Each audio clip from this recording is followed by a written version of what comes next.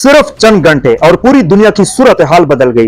एक तरफ इस्लामाबाद में अमेरिका और ईरान के दरमियान मुज़ाकरात की तैयारी हो रही थी। सबको लग रहा था कि शायद अब कुशीदगी कम हो जाएगी, लेकिन इसी दौरान एक खबर आई जिसने सब कुछ उलट दिया। होर्मुज़ दोबारा बंद करने पर सुप्रीम लीडर मुज्तबा खामनई का बयान सामने आ गया। ये सिर्फ एक खबर नहीं थी, ये दुनिया की सबसे अहम तेल सप्लाई लाइन पर दबाव था।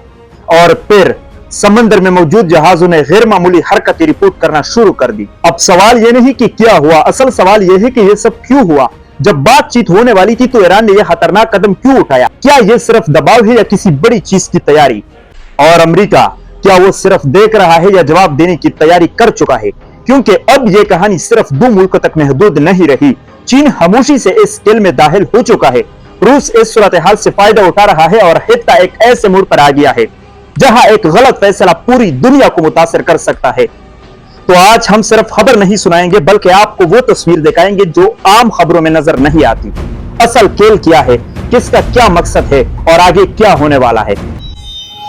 जी अस्सलाम वालेकुम, मुझे कहते हैं मोहम्मद नासिर और आप देख रहे हैं द पश्तून चैनल की 5वीं वीडियो। अब यहाँ से असल खेल शुरू होता है और सबसे अहम बात यह है कि ये सब कुछ अचानक नहीं हुआ। ये एक कैलकुलेटेड मूव था। ईरान ने जो कदम उठाया वो बज़ाहिर छोटा लग सकता है, लेकिन इसका पैगाम बहुत बड़ा था। हम चाहे तो आलमी सप्लाई को मुतासिर कर सकते हैं और यही वो नुक्ता है जहां से पूरी कहानी की टून बदलता है। लेकिन असल सवाल ये नहीं कि क्या हुआ, असल सवाल ये है कि ये क्यों हुआ। क्योंकि बैनुल-अक़वामी सियासत में ज्यादातर फैसले जंग के लिए नहीं होते, बल्कि मुज़ाकरात जीतने के लिए होते हैं। और यहाँ भी वही हो रहा है। ईरान एक ऐसी पोजीशन बनाना चाहता है जहां वो मेज पर बैठे तो कमजोर ना हो, लेकिन जैसे ही ये पैगाम बाहर गया, सूरत हाल ने फौरन दूसरा रुख लिया। क्योंकि हर एक्शन का रिएक्शन होता है। अमेरिका ने वाज़ेह कर दिया कि वो इस दबाव को कबूल नहीं करेगा, लेकिन यहाँ एक सबटल चीज हो रही है। वो जंग भी नहीं चढ़ रहा। क्यों?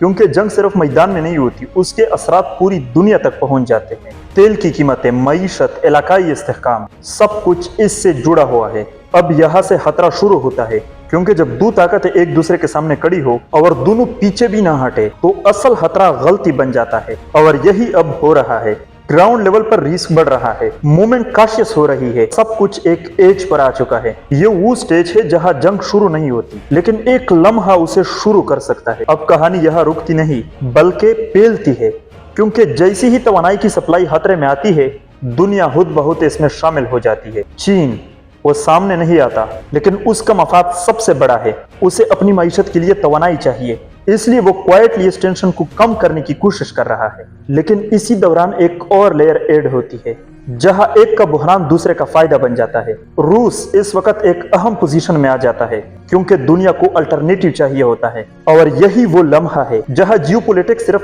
ताकत नहीं रहती, बल्कि इकोनॉमिक गेम बन जाती है। अब इसका दायरा मजीद बढ़ने लगता है और यही सबसे खतरनाक मरहला होता है, जब एक मसला दूसरे ममालिक तक पहुंचने लगे। ऐसे ममालिक जो खुद को बैलेंस बरकरार रखने की कोशिश करते हैं, लेकिन दबाव उन तक भी पहुंच सकता है। अब अगर आप एक कदम पीछे जाकर देखें तो ये कोई सादा कॉन्फ्लिक्ट नहीं, बल्कि ये एक लेयर्ड सिस्टम है, जहां एक मुंह का असर कई जगहों पर पड़ रहा है। एक तरफ दबाव बढ़ रहा है, दूसरी तरफ उसे कंट्रोल किया जा रहा है, और दरमियान में दुनिया एक अनसर्टेनिटी में खड़ी है। अब असल सवाल, आगे क्या होगा? और यहाँ 3 रास्ते हैं। पहला, बातचीत कामयाब हो जाए। दूसरा, लिमिटेड कॉन्फ्लिक्ट शुरू हो जाए। तीसरा और सबसे खतरनाक, एक गलती सब कुछ बदल दे। और सबसे अहम बात, हम अभी इसी मकाम पर खड़े हैं जहां फैसला नहीं हुआ, न मुकम्मल अमन और न मुकम्मल जंग, बस एक ऐसा लम्हा जो अगले चंद दिनों में पूरी दुनिया की सहमत तय कर सकता है। ये थी हमारी आज की वीडियो। अगर कोई इन्फॉर्मेशन मिली हो या आपके जहन में कोई और ओपिनियन हो तो वो कमेंट करें। इन्फॉर्मेशन मिली हो, पसंद आई हो तो लाइक करें, शेयर करें और मुझे दीजिए इजाजत इस दुआ के साथ, जहां भी रखें खुश रहे, आबाद रहे। Okay, Allah Hafiz. Thank you very much.